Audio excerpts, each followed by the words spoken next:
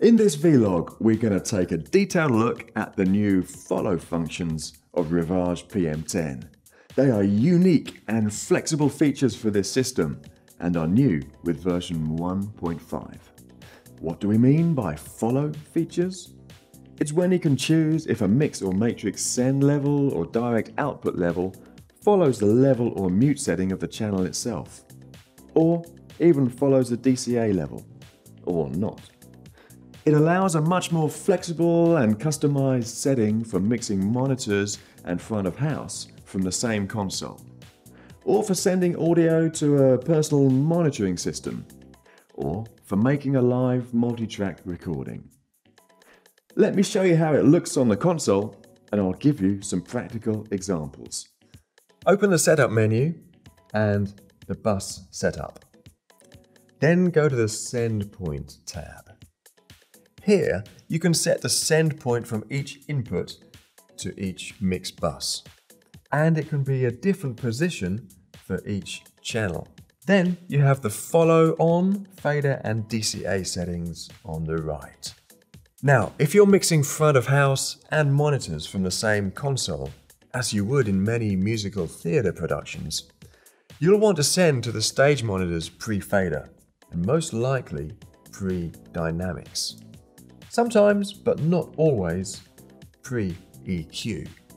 For electric guitar inputs sending to the player's monitor, you may want this always active, even when the fader is down and the channel is off, so that the player can check he has the correct sound before the show starts. So, disable all follow settings for that crosspoint. On the other hand, for vocal mics sending to the singer's wedges, you want to send pre-dynamics, but you want the sound to stop when their DCA fader is off or down. So enable follow DCA for that crosspoint.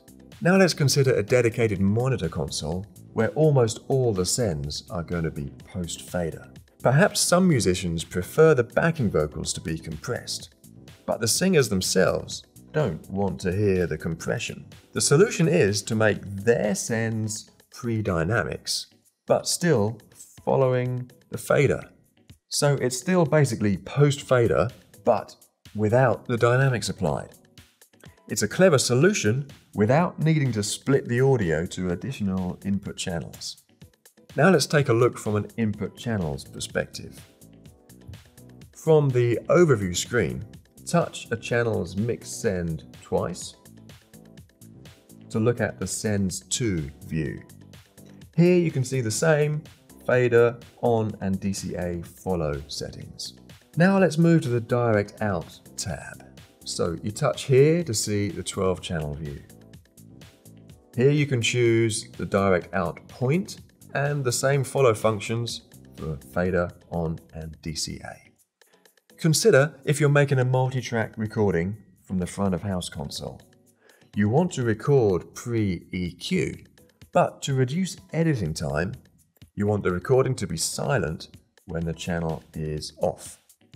So choose the follow on function. Or perhaps you're using direct outputs to send some channels to an in-ear personal monitoring system. In that case, you may need the direct out to be pre-dynamics, so the performers don't hear any compression. But you want it to follow the DCA, so nothing is heard when the microphones are not needed in the mix. So you follow DCA. As you can see, it's more versatile than ever and solves many problems quickly.